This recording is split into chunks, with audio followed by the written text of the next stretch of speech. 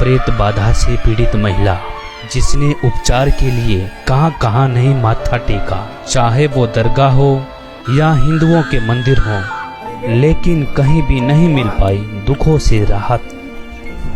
लेकिन ऐसे में इन्हें मिली एक ऐसी अद्भुत किताब, जिसके पढ़ने मात्र से ही दुख भरी जिंदगी से छुटकारा पाकर खुशियों की झोली भर गई। जी नमस्कार। नमस्कार। क्या नाम है आपका? शाहिना गर्ग। क्या करते हैं आप? मैं ग्रेजुएट हूँ, अब पढ़ाई कर रही हूँ, आगे एमए कर रही हूँ। संत रामपाल जी महाराज से नाम दीक्षा लेने से पहले आप क्या भक्ति साधना करते थे? जैसे रोजे रखना, नमाज पढ़ना, उस तरह से करती थी।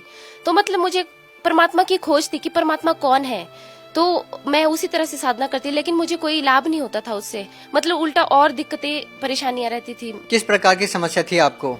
मतलब भूत प्रेत की समस्या होने लग गई थी। किसी ने मतलब कर दिया था, जब दिखाने गए किसी को तांत्रिक के पास, तो उन्होंने कहा कि पीर वगैरह छोड़े हुए हैं, जैसे मुसलमान धर्म में होते हैं, मुसलमानी पीर छोड़ा हुआ है।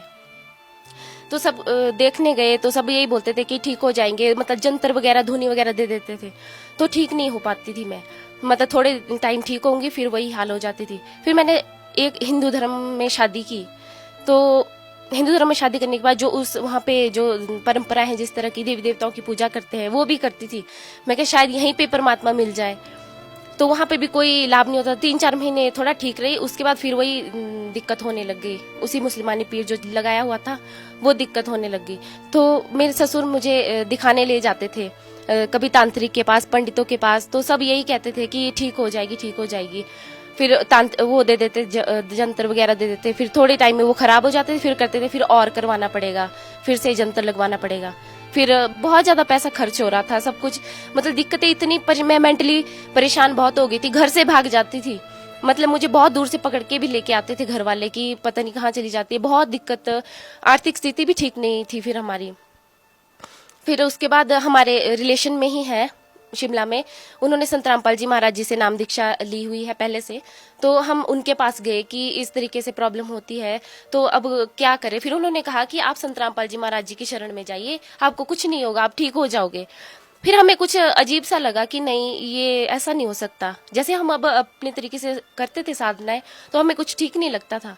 फिर हम घर चले गए, उन्होंने हमें किताब दी, ज्ञान गंगा पुस्तक दी, तो हम उसे लेके घर चले गए। 3-4 महीने वो किताब वैसे ही रही, हमने पढ़ी भी नहीं। फिर मतलब वो भूत प्रेत इतना परेशान करने लग जाता था। तांत्रिक घर पे आए, उन्होंने कहा कि यहाँ पे कुछ है, कि जो इस लड़की को परेशान कर रहा है, पीछे से ही है, मतलब मायके से ही, पीछे से ही है, किसी ने किया हुआ। तो हमने वो पुस्तक भी नहीं पढ़ी थी। मतलब जब बहुत ही ज्यादा दिक्कत होने लगी, फिर मैंने अपने हस्बैंड को कहा कि कुछ तो इस किताब में होगा, कि हम देख तो ले एक बार। फिर हमने उसको पढ़ा। फिर पढ़ने के बाद फिर हम इतना नहीं, मतलब कि नहीं, ऐसा हो ही नहीं सकता, ऐसा कैसे हो सकता है। फिर हम अपने उन्हीं के रिलेशन में जो है उनके पास गए, जिन्होंने संत रामपाल जी महाराज जी से नाम दीक्षा ली है, उनके पास गए। फिर उन्होंने कहा, बेटा आप ये सब कुछ छोड़ो, देवी देवता कुछ इससे आगे कर्म को नहीं काट सकते, वो उतना ही दे सकते हैं जितना हमारे कर्मों में लिखा है। फिर उन्होंने कहा कि, फिर उन्होंने बोला कि कर्म में जो लिखा है वही होगा। फिर हमने कहा कि ठीक है। जब बहुत ही दिक्कत होने लगी, फिर हमने बोला कि एक बार जाके देखते आश्रम में, बरवाला आश्रम में। हमने जून 2014 में नाम दीक्षा ली गुरुजी से, संत रामपाल जी महाराज जी से। बहन जी, आपने बताया कि जब आपने संत रामपाल जी महाराज द्वारा लिखित पुस्तकें पढ़ी तो आपको बहुत अजीब लगा। ऐसा क्या लिखा था उस पुस्तक के अंदर? उसमें देवी देवताओं को, जैसे कि उनके अपने मूल मंत्र हैं, उनको ऐसे पूजा नहीं करना, जैसे धूप देते हैं हम या कहीं व्रत करते हैं, वो चीज उसमें सब कुछ मना थी। कि ऐसा कैसे हो सकता है, कि पंडित क्या हमें गलत बताते थे। तो फिर मैं क्या, एक बार देखते हैं जाके, जब हम पंडितों का मान सकते हैं तो संत रामपाल जी की महाराज जी के शरण में जाके एक बार देखते हैं। आपको संत रामपाल जी महाराज जी से नाम दीक्षा लेने के बाद क्या कुछ लाभ भी मिला? बहुत लाभ मिले। मुझे तो बहुत ही लाभ मिले। मैं जब संत रामपाल जी महाराज जी की शरण में गई, वहाँ पे लाइन लगी होती है आशीर्वाद के लिए, आशीर्वाद देते हैं। तो उन्होंने जैसे आशीर्वाद दिया, सिर पे हाथ रखा, उन्होंने कहा ठीक, सब ठीक हो जाएगा, सिर्फ इतना ही कहा, सब ठीक हो जाएगा। जैसे ही संत रामपाल जी महाराज जी ने सिर पे हाथ रखा, तो ऐसा लगा कि हमारे मन से पता नहीं कितना बड़ा बोझ उतर गया, पता नहीं कितना ही बोझ था हमारे सिर पे जो उतर गया। फिर मतलब सब कुछ ठीक हो गया हमारा। हम घर आए, हमने जोत जलाई, सब कुछ किया। फिर उसके बाद हमारा सब कुछ ठीक हो गया। मतलब कोई ऐसी दिक्कत वाली बात नहीं रही। मतलब जो मेरे को भूत प्रेत की बाधा थी वो भी चली गई। 3 सालों से हम दिखा रहे थे, कहीं भी ठीक नहीं हो रही थी वो। भूत प्रेत की जो बाधा थी, पंडितों ने तो यहाँ तक कैसा बोल दिया था कि इन दोनों की तो बनेगी नहीं, हस्बैंड वाइफ की बनेगी नहीं, इसको घर वापस भेज दो, ये जहाँ से ये आई है इसको वापस भेज दो। लेकिन हमने हार ही नहीं मानी। मेरे तलाक तक के पेपर रेडी हो गए थे, मेरे फादर ने तलाक के पेपर रेडी कर दिए थे कि 2 दिन बाद पेपर आ जाएंगे और आप तैयार रहना भी। पर हमने हार ही नहीं मानी। हम फिर संत रामपाल जी की शरण में चले गए। हमने कहा कि अब जब इतने के पास गए तो उनके पास जाके भी देखते हैं। तो हम आपसे जानना चाहते हैं कि संत रामपाल जी महाराज से नाम दीक्षा लेने के बाद आपका जो तलाक होना था, क्या वो हुआ? नहीं जी, आज हमारी शादी को 6 साल हो गए हैं।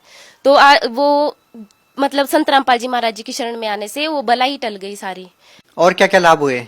और हमारी आर्थिक स्थिति ठीक हो गई। मेरे हस्बैंड की जॉब नहीं होती थी, उनकी जॉब पहले पानीपत में लगी, कॉन्ट्रैक्ट पे लगे थे, 2-2.5 साल तक रहे। आज वो परमानेंट जॉब पे करनाल में लगे हैं।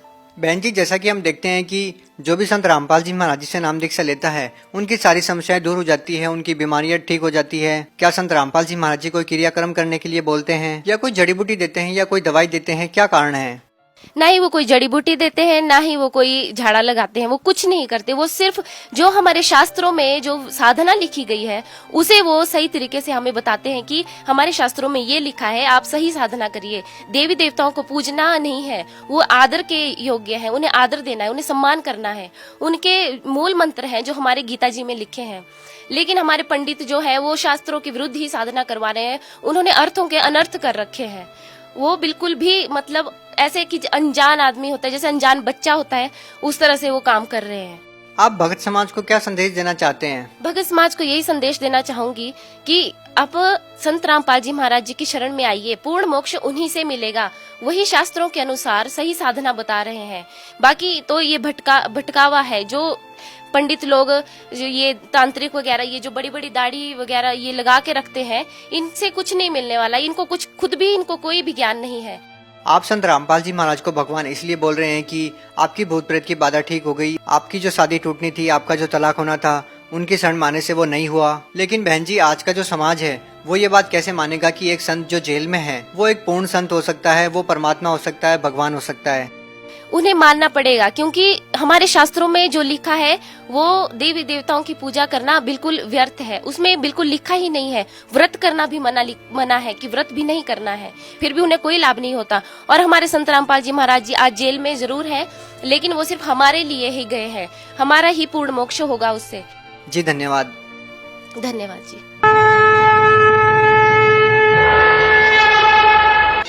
आप भी दुखों से छुटकारा पाना चाहते हैं तो आज ही बुक करें निशुल्क पुस्तक ज्ञान गंगा। ज्ञान गंगा पुस्तक निशुल्क मंगवाने के लिए अपना पूरा पता पिन कोड के साथ हमें लिखकर भेजें। हमारा व्हाट्सएप नंबर है 9992600893।